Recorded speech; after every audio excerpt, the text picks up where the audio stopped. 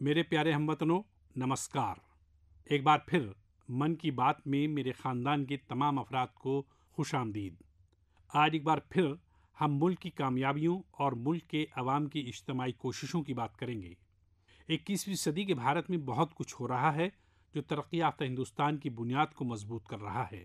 मिसाल के तौर पर इस 23 अगस्त को ही हम तमाम हमवतनों ने पहला नेशनल स्पेस डे यानी कौमी खलाई दिन मनाया।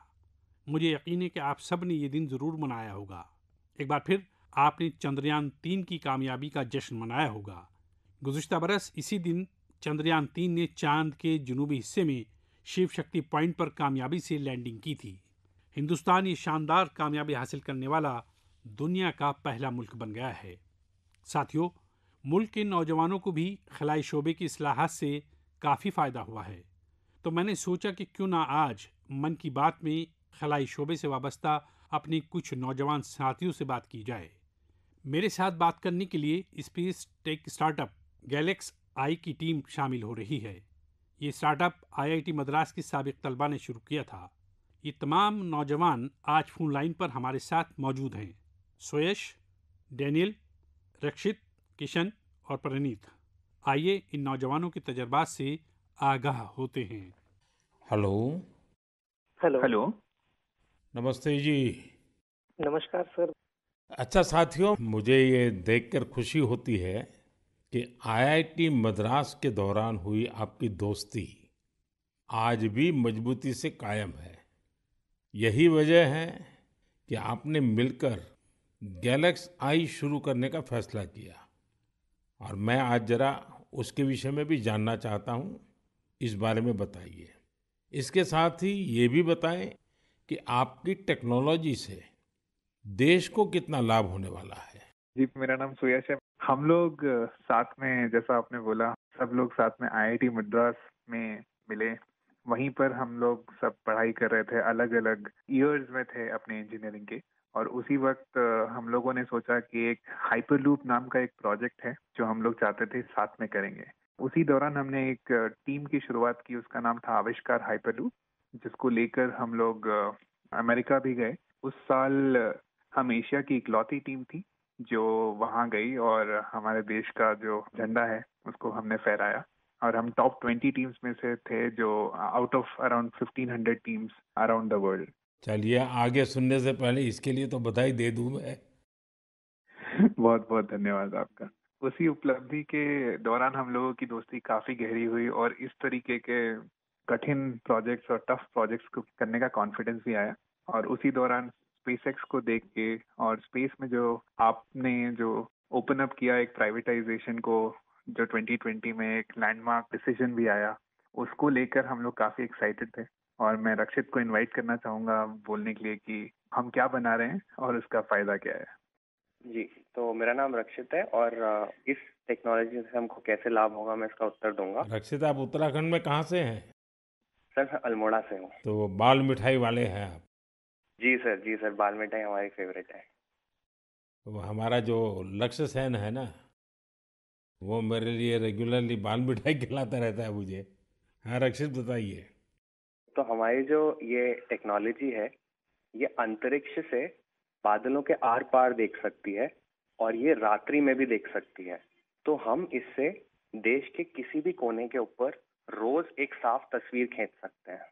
और ये जो डेटा हमें आएगा, इसका उपयोग हम दो क्षेत्रों में विकास करने के लिए करेंगे। पहला है भारत को अत्यंत सुरक्षित बनाना। हमारे जो बॉर्डर्स हैं और हमारे जो ओशंस हैं, सीज हैं, उसके ऊपर रोज हम मॉनिटर करेंगे और एनिमी की एक्टिविटीज को मॉनिटर करेंगे और हमारी आर्म्ड फोर्सेस को इंटेलिजेंस प्रोवाइड करेंगे। और दूसरा है भारत के किसानों को सशक्त बनाना। तो हमने ऑलरेडी एक प्रोडक्ट बनाया है भारत के झींगा किसानों के लिए, जो अंतरिक्ष से उनके पॉन्ड्स के पानी की क्वालिटी मेजर कर सकता है 1/10 ऑफ द करंट कॉस्ट में। और हम चाहते हैं आगे जाते हुए हम दुनिया के लिए best quality satellite images generate करें और जो ग्लोबल इश्यूज हैं, ग्लोबल वार्मिंग जैसे, इससे लड़ने के लिए हम दुनिया को best quality satellite data provide करें। इसका मतलब हुआ कि आपकी टोली जय जवान भी करेगी, जय किसान भी करेगी। जी सर, बिल्कुल। साथियों, आप इतना अच्छा काम कर रहे हैं। मैं ये भी जानना चाहता हूँ कि आपकी इस टेक्नोलॉजी का प्रिसीजन कितना है? सर, हम लेस देन 50 सेंटीमीटर के रेजोल्यूशन तक जा पाएंगे और हम एक बार में approximately more than 300 square kilometre area को इमेज कर पाएंगे। चलिए, मैं समझता हूँ कि ये बात जब देशवासी सुनेंगे तो उनको बड़ा गर्व होगा। लेकिन मैं एक और सवाल पूछना चाहूँगा। जी सर। स्पेस इकोसिस्टम बहुत ही वाइब्रेंट हो रहा है। अब आपकी टीम इसमें क्या बदलाव देख रहे हैं? मेरा नाम किशन है। हमने ये गैलेक्साई शुरू होने के बाद से ही हमने इन स्पेस आते हुए देखा है और काफ़ी सारे पॉलिसीज आते हुए देखे हैं, ये जैसे कि geospatial data policy and Indian space policy.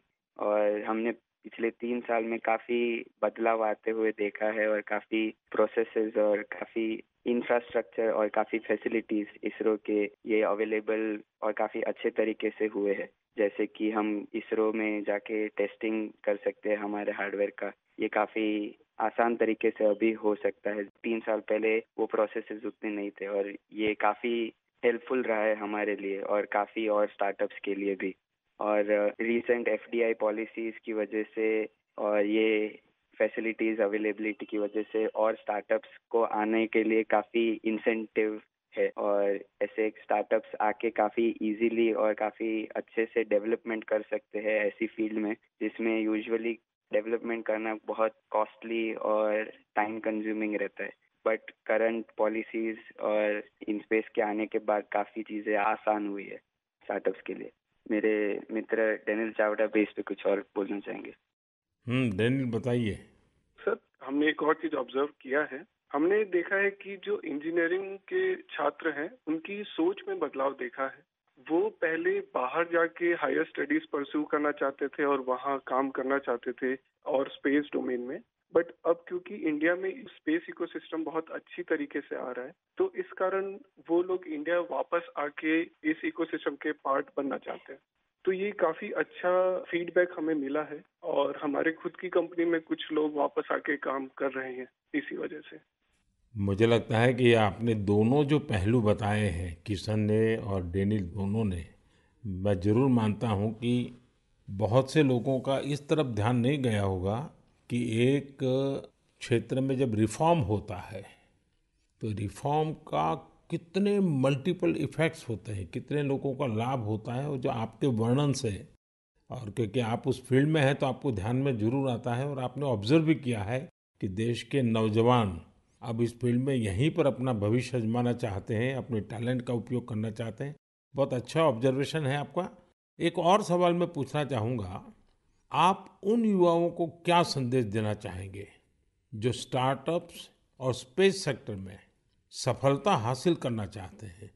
मैं प्रणीत बात कर रहा हूँ और मैं एक सवाल का जवाब दूंगा। हाँ प्रणीत, बताइए। सर, मैं अपने कुछ सालों के एक्सपीरियंस से 2 चीजें बोलना चाहूंगा। सबसे पहली इज, अगर अपने को स्टार्टअप करना हो तो यही मौका है, क्योंकि पूरी दुनिया में इंडिया आज वो देश है जो वर्ल्ड का सबसे फास्टेस्ट ग्रोइंग इकोनॉमी है।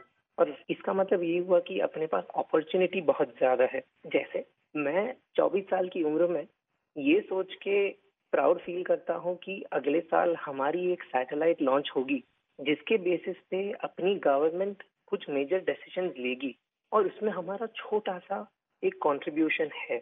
ऐसी कुछ नेशनल इम्पैक्ट की प्रोजेक्ट्स पे काम करने को मिले, ये ऐसी इंडस्ट्री और ये ऐसा टाइम है, गिवन कि ये स्पेस इंडस्ट्री आज अभी तो स्टार्ट हो रही है।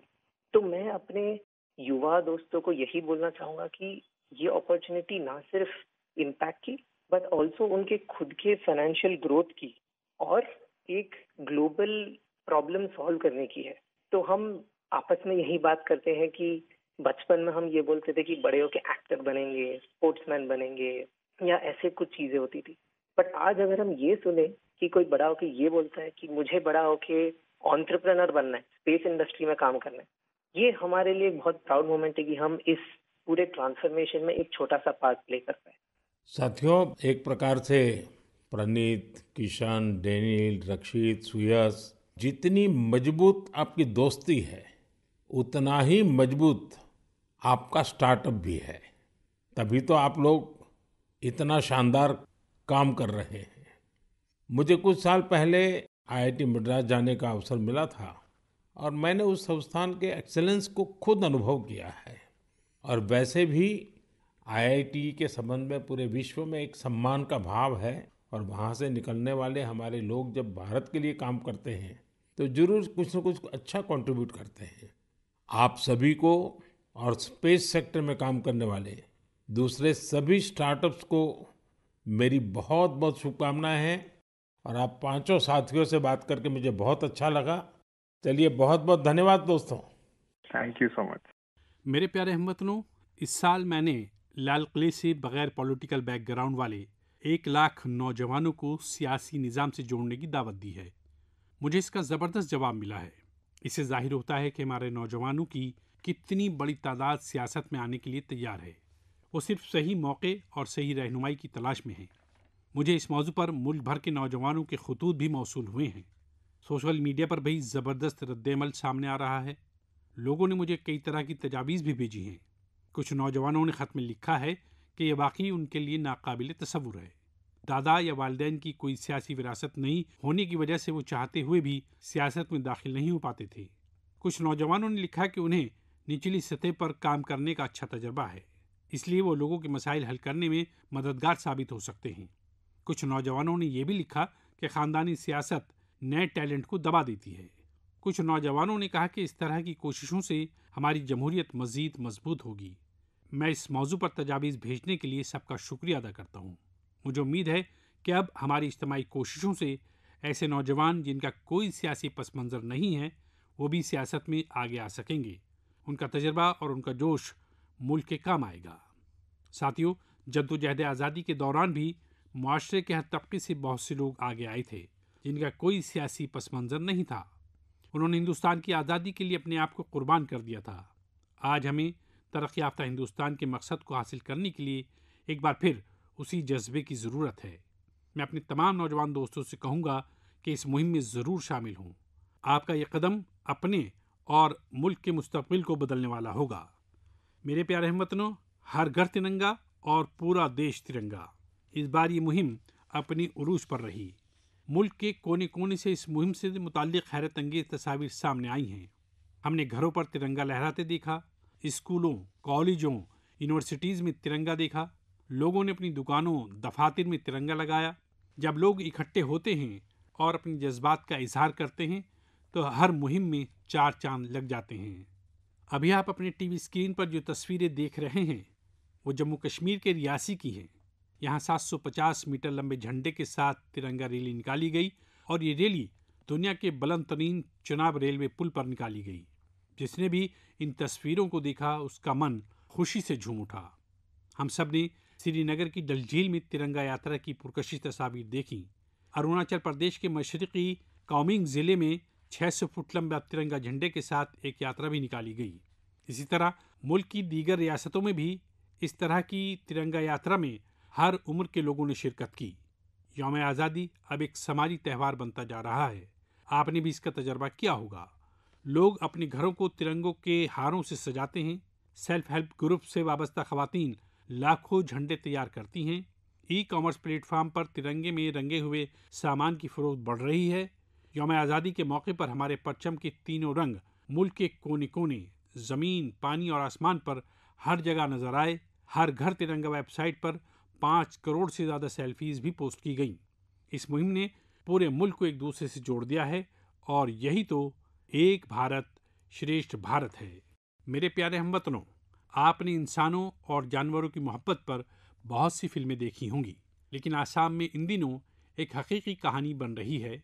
आसाम के तिनसुकिया ज़िले के एक छोटे से गांव बारीकोरी में मोरान बिरादरी के लोग रहते हैं और इसी गांव में रहते हैं होलोग गिबिन, जिन्हें यहाँ होलो बंदर कहा जाता है। होला गिबन्स ने इस गांव में ही अपना बसेरा बना लिया है। आपको जानकर हैरत होगी, इस गांव के लोगों का होला गिबन्स से बहुत गहरा ताल्लुक़ है।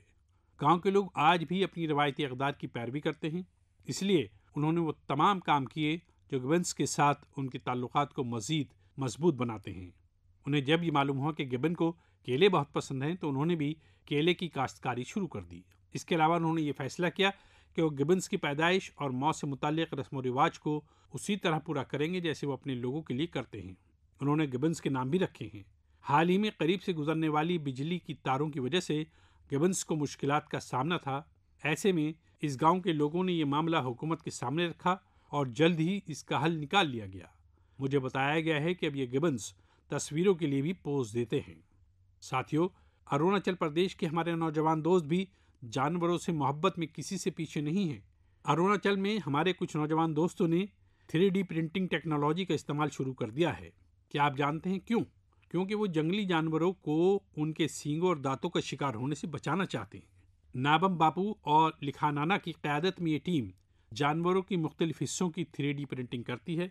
जानवरों के सींग हों, दांत हों, ये सब 3D प्रिंटिंग के जरिए तैयार किए जाते हैं। फिर इससे कपड़े और टोपियाँ जैसी चीज़ें बनाई जाती हैं। ये एक शानदार मुतबादिल है जिसमें बायोडिग्रेडेबल मटेरियल इस्तेमाल किया गया है। ऐसी शानदार काविशों की जितनी भी तारीफ की जाए कम है। मैं तो कहूँगा कि इस शोबे में ज़्यादा से ज़्यादा स्टार्टअप्स को आना चाहिए ताकि हमारे जानवरों की हिफाजत हो सके और ये रिवायत भी जारी रह सके। मेरे प्यारे हमवतनों, मध्य प्रदेश के झाबुआ में कुछ शानदार हो रहा है जिसके बारे में आपको मालूम होना चाहिए। वहाँ पर हमारे सैनिटेशन वर्कर्स भाई बहनों ने कमाल कर दिया है। इन भाई बहनों ने हमें वेस्ट टू वेल्थ के पैगाम को हकीकत में बदल कर दिखाया है। इस टीम ने झाबुआ के एक पार्क में कचरे से हैरत अंगेज फनपारे बनाए हैं। इस काम के लिए उन्होंने आसपास के इलाकों से प्लास्टिक का कचरा, इस्तेमाल शुदा बोतलें, टायर और पाइप इकट्ठा किया। इन फनपारों में हेलीकॉप्टर, कारें और तोपें भी शामिल हैं। खूबसूरत लटकते फूलों के गमले भी बनाए गए हैं। यहाँ इस्तेमाल होने वाले टायर आरामदेह बेंच बनाने के लिए इस्तेमाल किए गए हैं। सफाई के कारकुनों की इस टीम ने रिड्यूस, रीयूज़ और रिसाइकिल करने के मंत्र को अपनाया है। इनकी कोशिशों से पार्क बहुत खूबसूरत नजर आने लगा है, जिसे देखने के लिए न सिर्फ मकामी लोग बल्कि आसपास के ज़िला से लोग भी यहाँ पहुँच रहे हैं। साथियों, मुझे खुशी है कि आज हमारे मुल्क में बहुत सी स्टार्टअप टीमें भी माहौलियात को फ़रोग़ देने के लिए इस तरह की कोशिशों में शामिल हो रही हैं। ई कॉन्शियस नाम की एक टीम है जो प्लास्टिक के कचरे को माहौल दोस्त मसनूआत बनाने के लिए इस्तेमाल कर रही है। इसका ख्याल उन्हें हमारे सियाहती मकामात, ख़ुसूसन पहाड़ी इलाकों में फैले कचरे को देख कर आया। ऐसे ही लोगों की एक और टीम ने इकोकारी के नाम से एक स्टार्टअप शुरू किया है। वो प्लास्टिक के कचरे से मुख्तलिफ खूबसूरत चीज़ें बनाते हैं। साथियों, खिलौना रिसाइकलिंग भी ऐसा ही एक और शोबा है जिसमें हम मिलकर काम कर सकते हैं। आप भी जानते हैं कि कई बच्चे खिलौनों से कितनी जल्दी बोर हो जाते हैं, जबकि ऐसे बच्चे भी हैं जो इन खिलौनों के ख्वाब की ताबीर करते हैं। आप ऐसे खिलौने अतिया कर सकते हैं जिनके साथ आपके बच्चे अब नहीं खेलते हैं, जहां वो इस्तेमाल होते रहेंगे। ये माहौल की हिफाजत का एक अच्छा तरीका भी है। हम सब मिलकर कोशिश करेंगे तो माहौल मजबूत होगा और मुल्क भी तरक्की करेगा। मेरे प्यारे हमवतनों, अभी कुछ दिन पहले हमने 19 अगस्त को रक्षाबंधन का त्यौहार मनाया। इसी दिन पूरी दुनिया में आलमी यौम संस्कृत भी मनाया गया। आज भी हिंदुस्तान और बैरून मुल्क के लोगों में संस्कृत के तई ख़ास लगाव नज़र आता है। दुनिया के कई ममालिक में संस्कृत ज़बान पर तरह तरह की तहकीक और तजर्बात किए जा रहे हैं। आगे की बात करने से कबल मैं आपके लिए एक मुख्तसर सी ऑडियो क्लिप प्ले कर रहा हूँ। Титиршух Шиграгам Гангам и дам Лакшмана Мабрей. Вот Пепера Сикартут. Сату Триштва Надитире Навамишваку Нанданав Титиршух Шиграгам Гангам и дам Лакшмана Мабрей. साथियों, इस ऑडियो का ताल्लुक यूरोप के एक मुल्क लिथुआनिया से है। वहाँ एक प्रोफेसर वाइटिस विदुनास ने एक अनोखी कोशिश की है और इसका नाम रखा है संस्कृत ऑन द रिवर्स। कुछ लोगों का एक ग्रुप वहाँ दरियाए नीरस के किनारे जमा हुआ और वेदों और गीता की तिलावत की। यहाँ इस तरह की कोशिशें कुछ गुज़िश्ता चंद सालों से जारी हैं। आप भी ऐसी कोशिशों को आगे लाते रहें जो संस्कृत को आगे ले जाएं। मेरे प्यारे हमवतनों, फिटनेस की हम सब की ज़िंदगी में बहुत अहमियत है। फिट रहने के लिए हमें अपने खाने पीने की आदत और तर्ज ज़िंदगी पर तवज्जो देनी होती है। फिटनेस के बारे में लोगों को बेदार करने के लिए फिट इंडिया मुहिम शुरू की गई थी। आज हर उम्र और तबके के लोग सेहतमंद रहने के लिए योगा को अपना रहे हैं। लोगों ने अब अपनी प्लेटों में सुपरफूड, बाजरे यानी श्री अन्न को जगह देना शुरू कर दिया है। इन तमाम कोशिशों का मकसद ये यकीनी बनाना है कि हर ख़ानदान सेहतमंद हो। साथियों, हमारा ख़ानदान, हमारा मुआशरा, हमारा मुल्क और इन सब का मुस्तकबिल हमारे बच्चों की सेहत पर मुनहसिर है और बच्चों की अच्छी सेहत के लिए ज़रूरी है कि वो मुनासिब ग़िज़ाइयत हासिल करते रहें। बच्चों की ग़िज़ाइयत मुल्क की तरजीह है। अगरचे हम साल भर इनकी ग़िज़ाइयत पर तवज्जो देते हैं, लेकिन एक माह तक मुल्क इस पर खुसूसी तवज्जो देता है। इसके लिए हर साल 1 सितंबर से 30 सितंबर के दरमियान ग़िज़ाइयत के तौर पर मनाया जाता है। ग़िज़ाइयत के बारे में लोगों को आगाह करने के लिए ग़िज़ाइयत मेले, खून की कमी के कैंप, नौज़ायदा बच्चों के घर के दौरे, सेमिनार, वेबिनार जैसे कई तरीके अपनाए जाते हैं। कई मकामात पर आंगनबाड़ी के तहत माँ और बच्चे की कमेटियाँ भी कायम की गई हैं। ये कमेटी ग़िज़ाई क़िल्लत के शिकार बच्चों, हामिला ख़वातीन और नौज़ायदा बच्चों की माँओं को तलाश करती हैं। उनकी मुसलसल निगरानी की जाती है और उनकी ग़िज़ाइयत का इंतज़ाम करती है। गुज़िश्ता साल न्यूट्रिशन मुहिम को भी नई तालीमी पॉलिसी से मुंसलिक किया गया। इस मुहिम के ज़रिए बच्चों के पोषण भी, पढ़ाई भी जोड़ा गया है। मुतवाज़िन नशो-ओ-नुमा पर तवज्जो दी गई है। आपको भी अपने इलाके में ग़िज़ाइयत से मुताल्लिक़ आगाही मुहिम में शामिल होना चाहिए। आपकी छोटी सी कोशिश ग़िज़ाई क़िल्लत के ख़िलाफ़ इस जंग में बहुत आगे जाएगी। मेरे प्यारे हमवतनों, इस बार की मन की बात में इतना ही। मन की बात में मुझे आपसे बात करते हुए हमेशा अच्छा लगता है। ऐसा महसूस होता है जैसे मैं अपने घर वालों के साथ बैठा हूँ और हल्के फुल्के माहौल में अपने ख़यालात का इज़हार कर रहा हूँ। आपके मन से जुड़ रहा हूँ। आपकी राय, आपकी तजावीज़ मेरे लिए बहुत कीमती हैं। चंद दिनों में बहुत से त्यौहार आने वाले हैं। मैं आप सबके लिए नेक ख्वाहिशात का इज़हार करता हूँ। जन्माष्टमी का त्यौहार भी है। अगले महीने के शुरू में गणेश चतुर्थी का भी त्यौहार है। ओणम का त्यौहार भी करीब है। ईद मिलादुन नबी की भी मुबारकबाद पेश करता हूँ। साथियों, इस महीने की 29 तारीख को तेलुगु ज़बान का दिन है। ये वाकई एक बहुत ही हैरत अंगेज़ ज़बान है। मैं दुनिया भर के तमाम तेलुगु बोलने वालों को तेलुगु ज़बान के दिन की बहुत बहुत मुबारकबाद देता हूँ। परपंच व्याप्तंगा उन तेलुगु वारिकी तेलुगु भाषा दिनोत्सव शुभकांक्षलु। साथियों, मैं आप सभी से बारिश के इस मौसम में एहतियात बरतने के साथ ही कैच द रेन मूवमेंट का हिस्सा बनने की भी दरख्वास्त दोहराऊंगा। मैं आप सभी को एक पेड़ माँ के नाम मुहिम की याद दिलाना चाहूँगा। ज़्यादा से ज़्यादा दरख्त लगाएं और दूसरों को भी ऐसा करने की तलकीन करें। आने वाले दिनों में पेरिस में पैरालंपिक्स शुरू हो रहे हैं। हमारे दिव्यांग भाई बहनें वहां पहुंच चुके हैं। 140 करोड़ हिंदुस्तानी अपने एथलीट और खिलाड़ियों को चीयर कर रहे हैं। आप भी #cheer4bharat के साथ अपने खिलाड़ियों की हौसला अफजाई करें। अगले महीने हम एक बार फिर जुड़ेंगे, बहुत से मौज़ूआत पर बात करेंगे। तब तक के लिए मुझे अलविदा कहें। आपका बहुत बहुत शुक्रिया। नमस्कार।